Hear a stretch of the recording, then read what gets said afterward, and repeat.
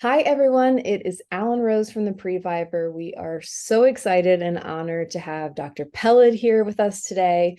We are going to be addressing a really important topic in the breast cancer community, and that is sensation-preserving mastectomies. I know as a former patient, so many other women in this community have talked about what a game changer it is for them. So we have one of the foremost experts in this type of procedure. So Dr. Peled, thank you so much for being here today and can't wait to pick your brain.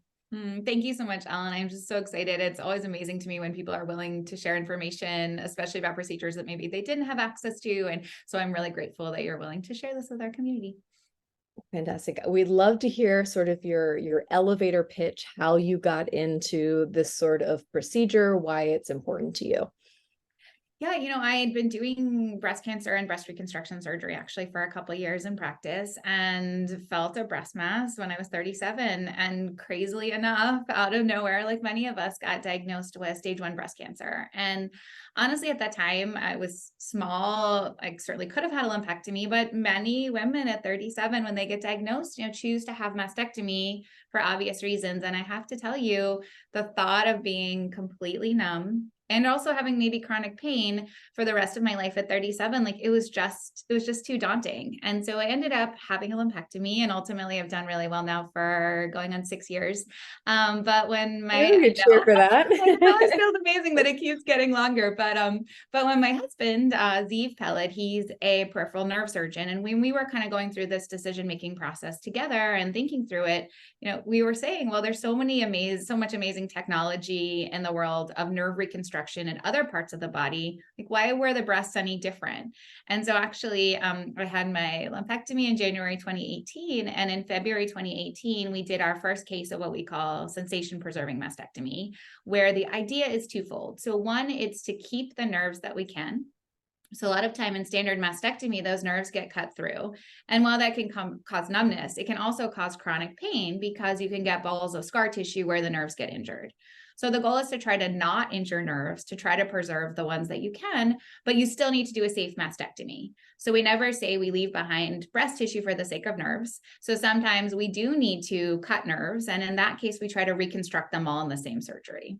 So really what it does in many ways is it transforms an operation where people may be totally numb and or also have kind of chronic burning pain. It's that tough combo of, painful numbness, people will call it. And so really the goal is to try to avoid that with this sensation preserving technique. Do you think being a breast cancer survivor yourself makes a difference in how you address your patients? There's no question. And I really felt like I come from a family of oncologists. Actually, my whole family treats breast cancer, parents and my sister. And I felt like I was thinking about it really, I like to think really thoughtfully before that. But there is nothing like whether you're a survivor, you're a previvor, being in that moment and having to decide for yourself what kind of breast surgery you're going to have, thinking about being, heading into an OR, having a mastectomy or having a lumpectomy, how that's going to change your life. It is such a different world. And so I do feel like it really changes the way I can interact with patients. It lets me think about what might matter to them and what their lives look like and how this is going to impact them short-term, long-term in ways I really didn't think about, to be honest, in this thorough of a way before I was diagnosed. How do you think your bedside manner has changed post having a diagnosis, going through a breast procedure yourself? Do you think that if there are physicians out there who don't have that experience, not that they're lesser of surgeons, but there's still an element missing because they don't understand the comprehensive experience of someone who's been through it? Yeah, it really is very different to get what it's like to wake up in a post breast surgery body, and everyone has different feelings about what their breasts mean to them before surgery. And some people it doesn't matter much, and that's fine. I think though, like for me, it really did matter before surgery, and it really matters to me after. And I think that's a very hard thing to explain to someone, how you can feel that deep inside with yourself to be comfortable having a conversation. Like I ask questions like, does nipple sensation matter to you as part of being intimate with your partner or with other people? Does how you look in and out of clothes matter? Or are you okay just with how you look, in clothes? Like those conversations are really tricky, I think, to even bring up and feel comfortable bringing up if you haven't been in that place to consider it. One of the things when I talk to physicians, though, is a way to get around that, right? Because I hope most breast surgeons don't have the experience that I've had of having had to go through this, but is really trying to get to know what matters to your patients. So you can ask questions like, what does your life look like on a daily basis, and what scares you for the next 5 years? Some people will say, like, I'm terrified that I can't be as active as I want to be. Well, that might steer you in one path for reconstructive options. Some people might say, the last thing I want is to ever go through a breast MRI again. That's a whole different path. And so I think asking those kind of questions about people's fears and their own priorities can really help a lot to bridge that gap.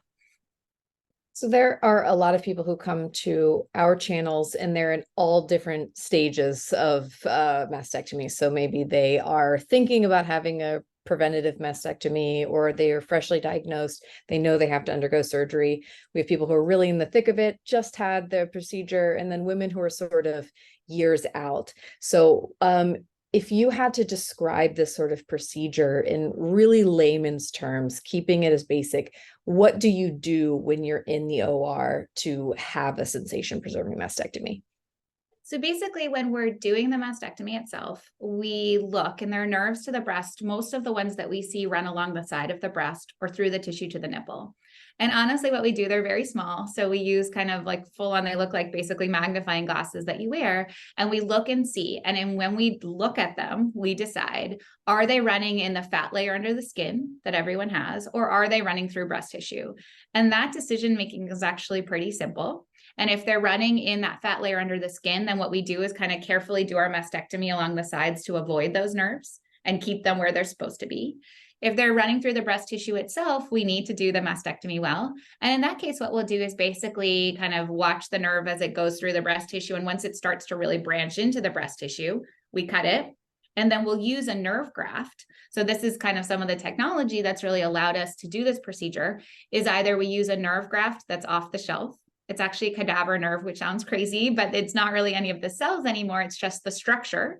So your own nerve, we connect nerve on the sides of the chest to nerves in the center of the breast, either under the nipple, if it's a nipple sparing mastectomy, or the center of the breast, if it's not, to little nerves under there. And So is this a actually human cadaver? it is human cadaver Okay. that all the cells have been taken out of. So it really actually works as a scaffold for your own nerve to grow through over time. And that process takes most people 6 months to a year, but sometimes longer if you had radiation in the past, or if you're getting chemo, things like that can stretch that process out. So what type of physician can perform this type of procedure? Do you have to have special certifications? Is there a certain framework that physicians have to go through to kind of learn this process? Is there, a stamp of approval where if patients are out there, they're looking for someone who can perform this procedure, they need to see that little star at the end of the name? Yeah, so we really recommend a team approach. So I have unique training that I do both the mastectomy and the reconstruction, but most teams in the US, that's 2 people. And really what we like to have is have a breast surgeon and a plastic surgeon do the training together. Because even if you're an amazing nerve surgeon, if your mastectomy surgeon hasn't carefully thought through nerves, the outcomes aren't as good.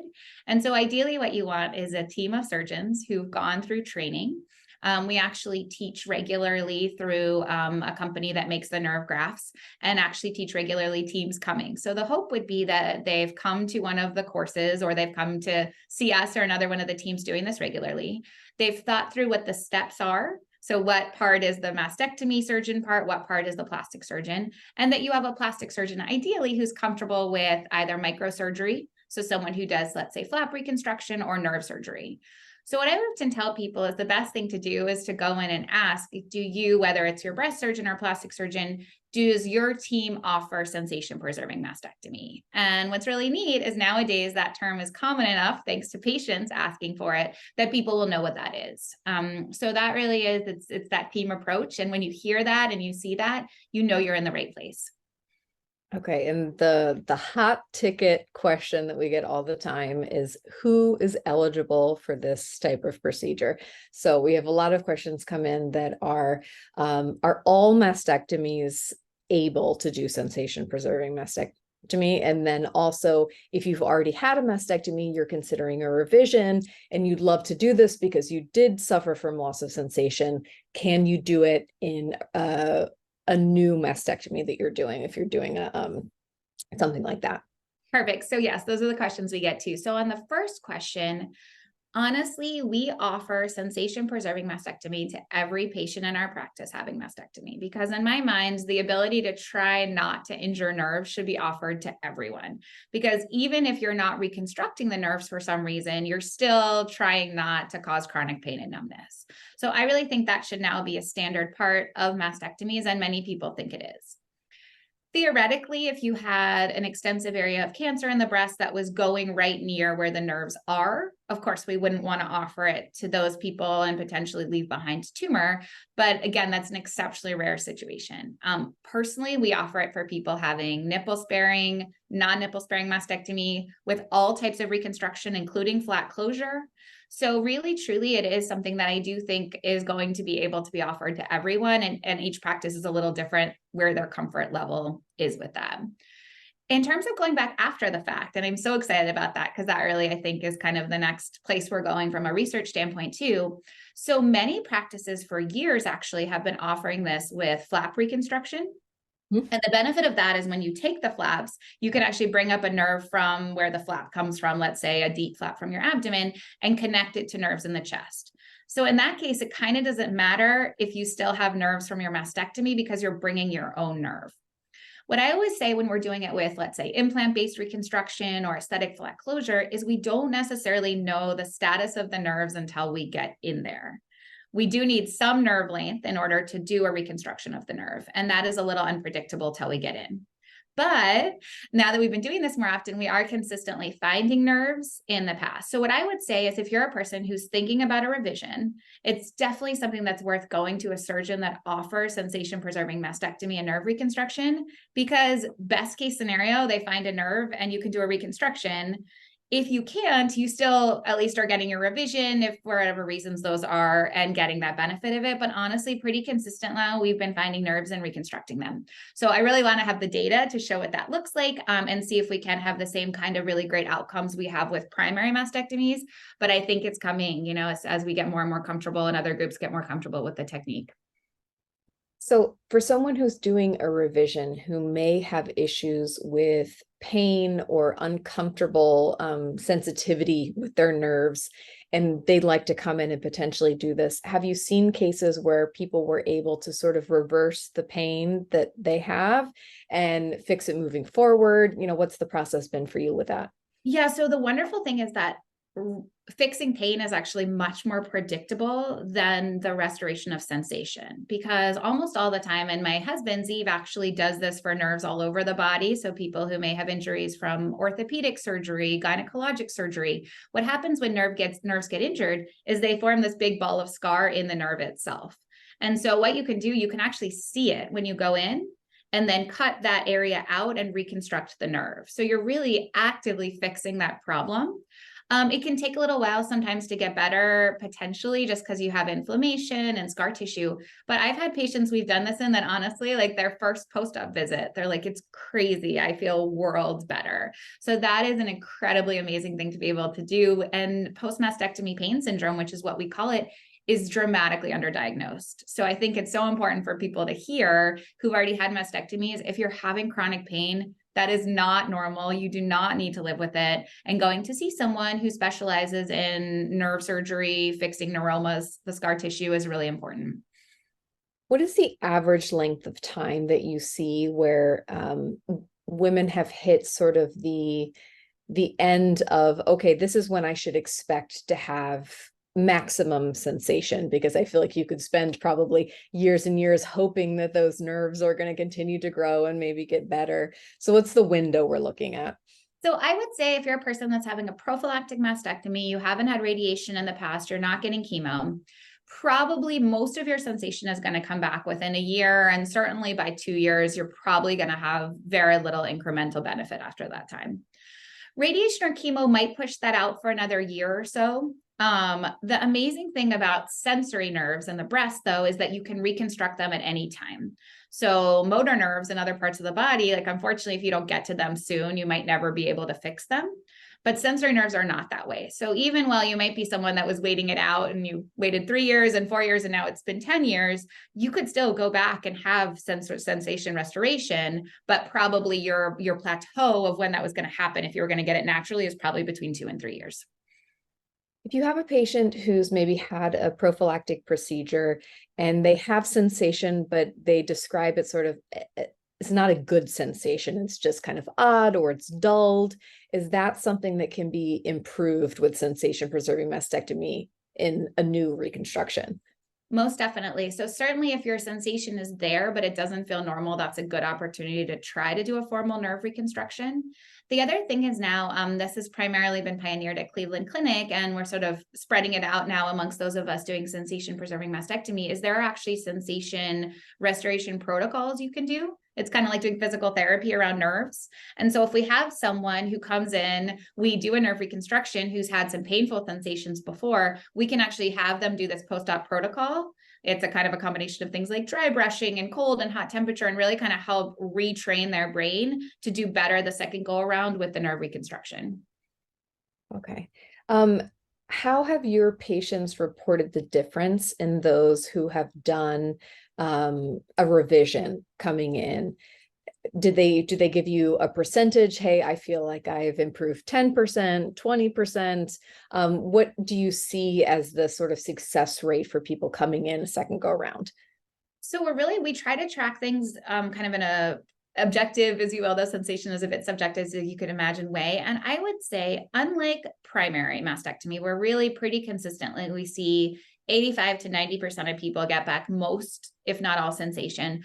I would say we're probably looking at more like 50% of people who we do revisions on.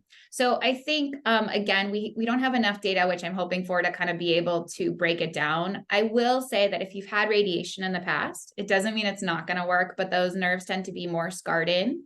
And those, I think, probably end up on the lower end of that. Whereas if you're someone that had a prophylactic mastectomy or didn't need radiation, you're probably ending up on the higher end of that. And so again, everyone's a little bit different, but my hope is that, like, based on what we're seeing, probably most people land around the 50% mark of getting better. It's much higher for that though, for affecting chronic pain. So that's one that happens like that actually is quite effective at fixing that for most people. What would you say are the common misconceptions around this type of procedure? What are patients coming in with sort of odd questions, or maybe they're misinformed things they've read online?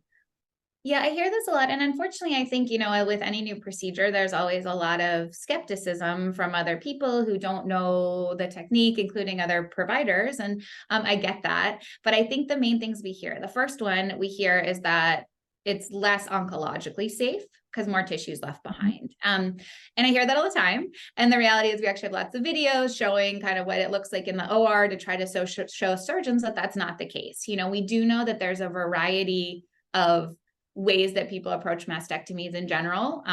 Many people nowadays tend to be more careful with that fat layer underneath the skin to try to actually have better aesthetic outcomes, try to have fewer complications. And so we do that as well, but we never, as I mentioned, leave behind breast tissue for the sake of keeping nerves. And so I think people really need to hear that and know that we're doing the same exact approach that anyone else is to try to get you the very best oncologic outcome. That's always most important, whether it's for cancer or whether it's risk reducing mastectomy. I think the second thing I hear a lot is like people say it just doesn't work. And again, I think that's a combination of things. One is you do have to actually track outcomes to know. So we and many other centers doing this really try to have true research protocols, because sensation is subjective, right? It's tricky. It's also totally understandable. I was in this boat. You're taking people who have breasts that have been a really important part of their life, perhaps. And sorry about that. So you're taking people that perhaps have had breasts that are an important part of their lives, and now they may have loss of sensation in some ways where outcomes would still be considered really good compared to normal, but it doesn't feel great to them because they started out with great nipple sensation and never wanted to lose that. So I do think in my mind, that's one of the pieces that we see, is just trying to figure out like how to adequately prepare people and really talk through what the outcomes might be so that people feel informed going into it. What would you say to a patient who maybe is going and talking to their breast surgeon, and the breast surgeon is saying, hey, you're not a good candidate for this. I don't do this type of procedure. Do you have patients that fly in and come see you? Kind of what are their options if their primary doctor is saying no? So that happens all the time. And again, we're like hitting a good tipping point. I think the last time I presented these data at a big national breast cancer surgeon meeting, 20% of the audience said they're starting or they've been doing it. So that's amazing because it was not that way a few years ago, but that's still 80% of people who aren't. So what I would say if you hear that, one, I think the fact that you ask is fantastic because that surgeon hopefully will keep that in their brain that this is a thing that people need and maybe think it next time. Next, I would recommend, I think one of the great places to start is actually to go to the Resensation website. They do have a surgeon finder on there. And not all surgeons do everything. So some might not do it with implants, some might only do it with flaps, but at least you're starting in a place with surgeons who are really interested in value nerve reconstruction or nerve preservation. And then the last thing, honestly, is to reach out to groups like the Breasties, to go onto the Previvor, to go on other groups and ask, because wonderfully now we're training so many surgeons to do this that I routinely love to say, like, oh, I have a patients come from Chicago. I'm like, great, we have multiple people now who do it in Chicago. You don't have to fly out here anymore. And so I think DC, I think we got lots of options now. And so I think that's a great way, is just to kind of ask in groups and see where people are getting these options now. So to flip this from the patient side to more the physician side, because we do have a lot of physicians that follow the page as well, what would you recommend to them if they'd like to start their sort of journey and learning more about potentially becoming a surgeon that specializes in this? Where can they go? So we do, as I mentioned, through the Resensation group at this point too, and I suspect it'll be more big team cadaver courses. And I think that's a great place to start. So one way to do it is to actually start there on that page and reach out and figure out how to get trained. I also love talking to people about it and trying to get creative. Again, we can do preceptorships, we can send videos depending on people's availability and help mentor them. So if people want to reach out to me, either direct message on Instagram or we can put information up, that's always a great place. And I can certainly help people that way. Do you think that having a sensation preserving mastectomy, and I know this may seem like a really silly question, but do you think that it overall changes a woman's experience undergoing a mastectomy?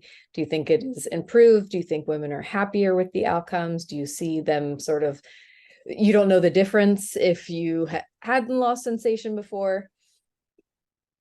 I think there is that tricky component again that you're heading in and you don't know what numbness feels like. And so sometimes not getting back to normal is hard. But I will tell you, one of my really good friends had mastectomies about 7 years ago. And I remember her telling me she would put a sports bra on and not know that it was on at all. And that wonderfully, we don't see that anymore. Like people may have patches of numbness or it may not be as good as it was before, but I get messages all the time from people who are just living their lives. My favorite thing to hear is I don't even remember or think about having had a mastectomy most days. And I have to say, I don't think many people, unfortunately, having non-sensation preserving mastectomies get to say that. And so in my mind, if that's where we can get people who are doing risk reducing mastectomies, who had mastectomies for cancer, if we can get, days and months and years of people's lives where they don't think about having had a mastectomy, like that is an amazing gift to be able to offer. And I know that's different than standard mastectomy. Well, thank you so much for sharing this information. If we have patients out there who are considering mastectomy in the middle of it, looking to do a revision later on, how can they find you online, through your practice, if they'd like to reach out to learn more information about what it is that you do? Thanks so much, Ellen. So we do like to put a lot of stuff on our website. So it's www.anne.peled, PELEDMD.com. And then I also love to put a lot of stuff on Instagram. So at Dr. Anne Peled. So feel free to message. My husband and I both love answering nerve questions. We love talking with patients about it. So yeah, please feel free with anything. Wonderful. Thank you so much for sharing this. I know that it is going to be a wonderful resource for the community. I know I've learned a lot as somebody who had a procedure, gosh, it's coming up on 8 years ago. I wish that this had been an option for me. And I know there's so many women out there who are considering revision, want to know about it moving forward and feel empowered with the decision if they go down the road, and knowing that it's available for them is just a life-changing thing. So thank you very much for what you do. Thank you so much for sharing, Ellen. Really appreciate it.